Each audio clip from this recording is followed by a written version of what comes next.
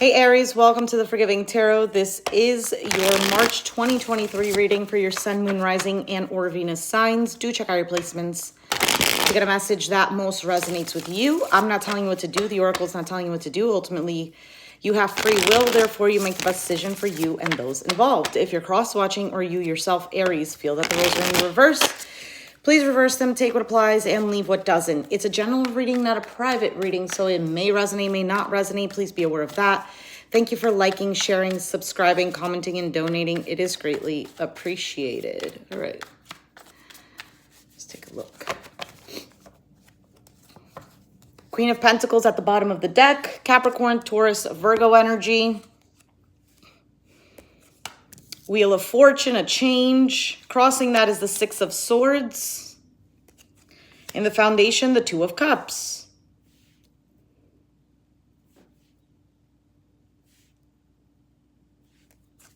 In the past, Seven of Cups. Four of Wands on your mind. This can go vice versa. And the Four of Swords. Okay, so what it looks like to me is either you're in a different place now. It almost feels like a much more grounded place, taking care of yourself, doing whatever you have to do. I feel like there's less of an attachment to certain things. There is a change because of that. It could be in regards to a relationship, maybe how you deal with relationships. Crossing that is the Six of Swords, so leaving something behind. This can represent maybe even letting bygones be bygones. It could be moving.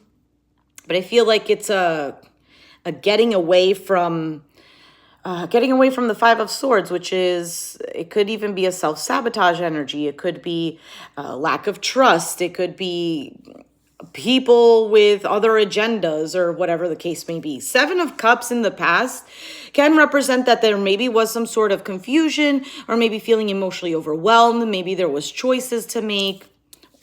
And then you have the Four of Wands on your mind. So stability, security, a sense of belonging, a home, marriage, whatever the case may be. Okay, but definitely something secure. You have the Four of Swords as your outcome. So the Four of Swords is about taking a break. It's taking a pause. It could be a healing. It could be some sort of reflection.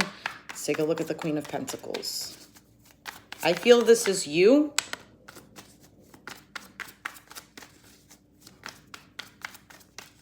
So Ace of Wands, Nine of Swords, and the Six of Cups.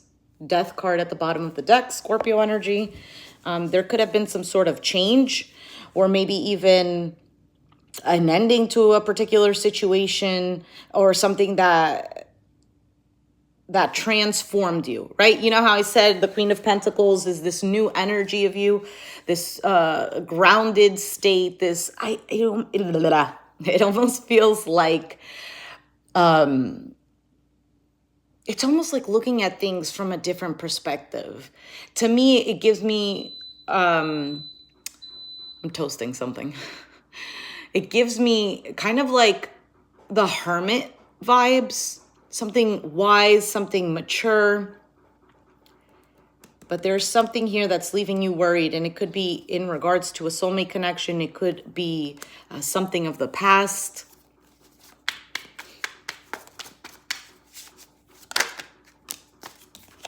Twin flames, yin yang, zen, balance, union, duality, coupling, complement each other. For some of you, this is in regards to how you give love to another. Because the Six of Cups is genuine love. And I feel like with the Queen of Pentacles, there is this also Queen of Cups vibe, this very nurturing, loving nature. Let's take a look at the Wheel of Fortune.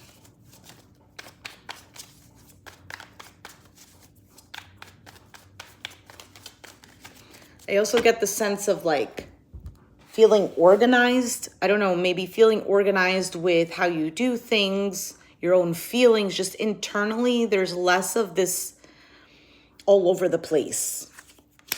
Two of Swords, Ten of Pentacles, and the Eight of Swords. So the change here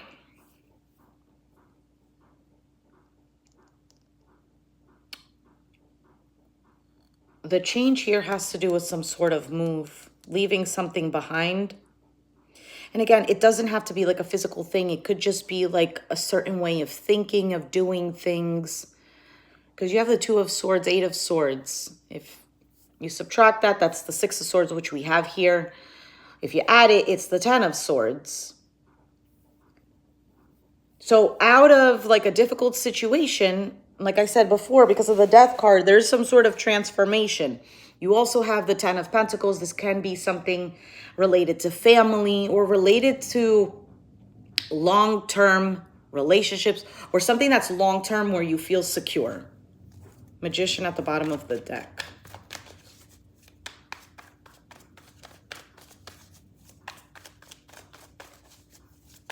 So, Six of Swords, and then I'm going to take out an oracle for the other one. Moon, Pisces energy. There's the Hermit. Virgo. And the Nine of Wands. There's the Ten of Swords. There's either... I don't think it's a hesitation. This to me looks like out of something that either you didn't see clearly or that was leaving you confused or was making you feel all different kinds of emotions. Out of that, it's almost like you went in that and grew from that. I usually give the example of the lotus flower, this beautiful flower that literally grows in a gross environment. So out of something gross, something beautiful comes out. And that's what I feel like is happening. This is the situation that you're dealing with, whether you dealt with it, you're currently, or you're going to be dealing with it. Out of something that seems like a mess, you grow from that. This Nine of Wands is wounded warrior energy, so it's almost like picking yourself back up. Let me see this Wheel of Fortune here.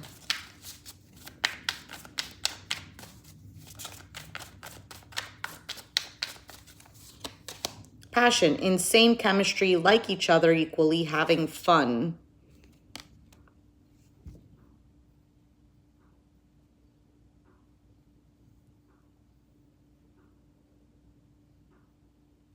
You know what this also feels like? Because I keep looking at how her hands are tied behind her back. And it's almost like the sense of the inability to do something.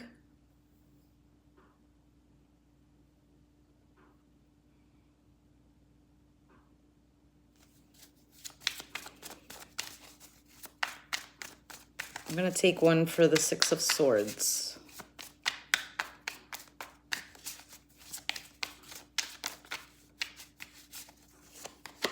Girl with a snake, empath and narcissist paradigm, being charmed or used, enable, and boundaries. Maybe that's what was difficult here. Maybe it was a situation where you were dealing with whatever, people, a person, a situation in general.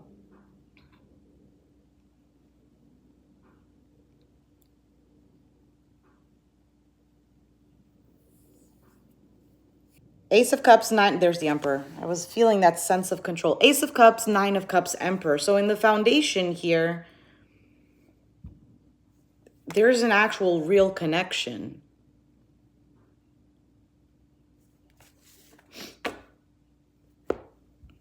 I feel like there's passion here.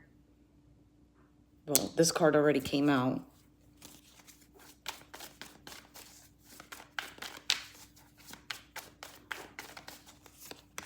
Chaser in a codependent relationship, fear of abandonment issues.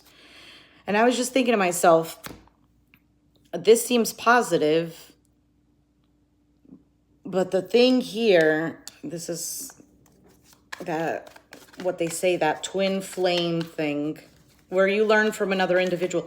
And the thing is, it really transforms a person. It's not always such a negative thing, although it feels very negative.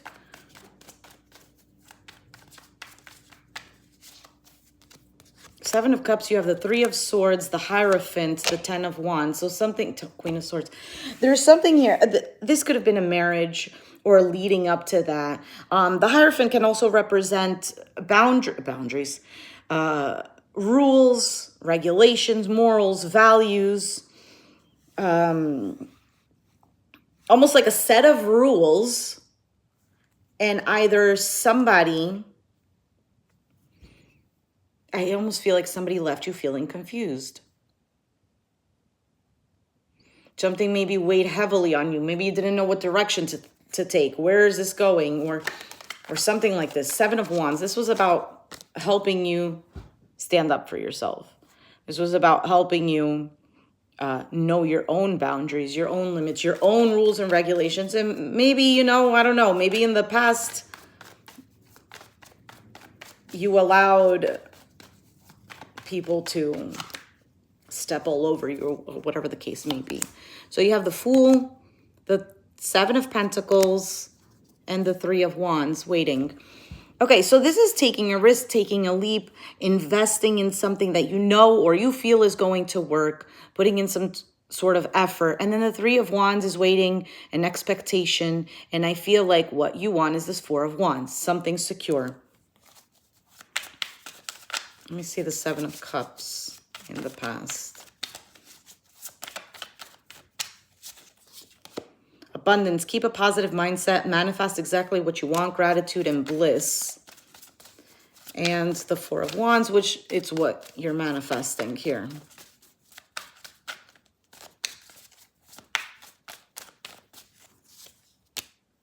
Date, meeting someone new, dating, get back out there, plan or set a date.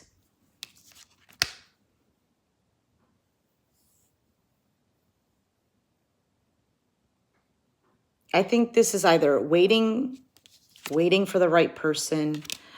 And if it's not about waiting for for the right person, even though it does say meeting someone new, it could be a new version of someone. Because like I was saying, this whole like twin flame stuff, regardless of whether you believe it or not, and even taking out the title, when there's a situation that's difficult, two people are learning from it. It's how you grow from it. It's becoming a new person from it. The problem is that sometimes we, you, me, other person, whoever, fall back to the same pattern. But I feel like it's only natural to sometimes fall back to the same thing, but it's the actual recognition. So until you get to a point, it's like a person who wants to, I don't know, they're addicted to something. Let's say you're addicted to, I don't know, eating cake. Example. You're like, I'm not going to do it. I'm not going to do it. And you don't do it. And then you go and you eat the cake. You recognize, for one, it's recognition of, damn, I told myself I wasn't going to eat the cake. And I ate the cake. And then trying again. It's almost like the commitment that you have with yourself and then the commitment that you have with another person. And I'm saying you, but I mean you in general. I don't mean you in particular, Aries. And really setting up these boundaries, actually making an effort. That's how you get out of something that is addictive or that you don't want to do again, but you seem to keep going back to it. So there's cake there. I'm not going to eat the cake. You're looking at the cake. Sometimes you just got to throw the cake out. Sometimes you got to stop buying the cake. Sometimes you got to tell somebody else, hey, listen, can you eat the cake for me? Because I can't even look at it. Put it somewhere else. It's about making the effort. How much does something mean to you? How much is something a priority to you? What is it that you really believe? Because if you really believe something, you put in an effort. You really want something, you're going to put in an effort. It doesn't have to be in the way that you plan, like, oh, now I have to throw out cake. I can't have cake at all. I mean, you can. If that's what's going to help you, fantastic. But if you have the cake there, it's more of self-control. And that's the problem. I feel like that's difficult. How do we practice self-control is really just saying no. There's so many things that we do that we could just say no to. Like just random things. Oh, I'm going to sleep an extra 10 minutes. No, no. And that will translate, that no to that will translate to something else, something much bigger. Like the addiction to cake, for example. It's learning to say no to yourself. There's so much talk about, oh, no, we got to say no to other people. We can't be people pleasers or whatever. I feel like the most important is, how do you say no to yourself? You live with yourself. You take yourself with you. So it's not even like, oh, I want to escape this. This is not working for me. I'm going to go somewhere else. I'm going to go travel somewhere else. Or you can leave something. But the problem is within you. I'm going to leave the house that always has all this cake. And then you go and you live in another house. This is such a terrible example.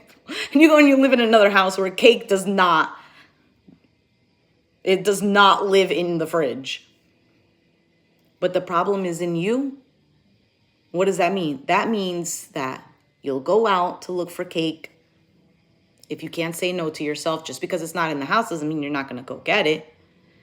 Just because you're not eating cake, you can always switch it for something else and then become... Do you get what I'm saying? There's this codependency to certain things. And sometimes it's not... We can look at it on a surface level. It's like, well, it's not that big of a deal. Let's say you're not getting fat. Let's say you're not getting diabetes. Let's say the cake is actually something that's not that terrible. I was going to go somewhere with this and I lost my train of thought.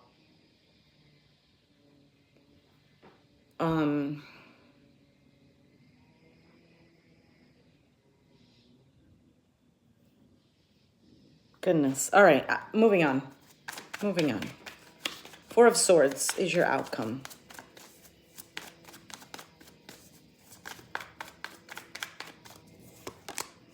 High Priestess, Judgment, and the Devil.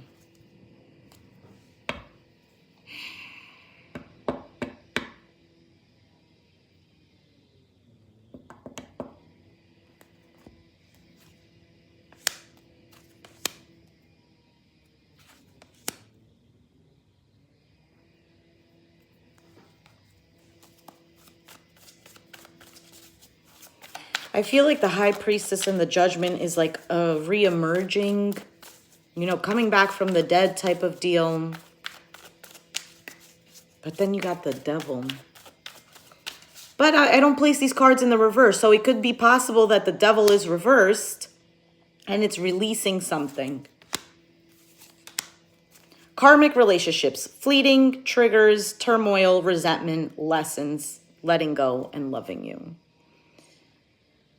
At the bottom it says butterfly, relationship evolving to the next phase, healing the inner child, and growth. This all has to do with growth.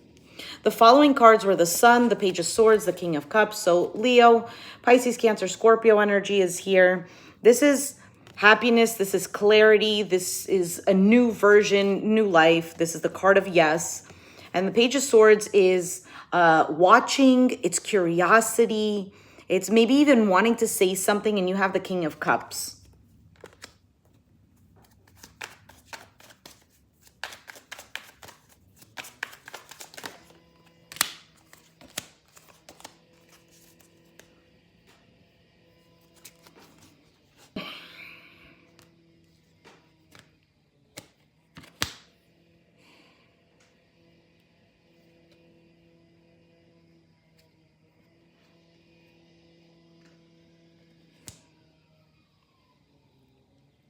This, I don't know if this is like a recurring thing where it's going to come back around.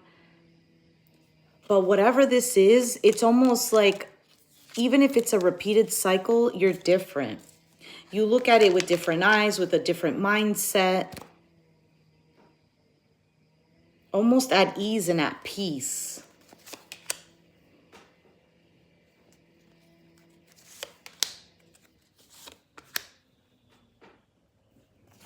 So just be careful.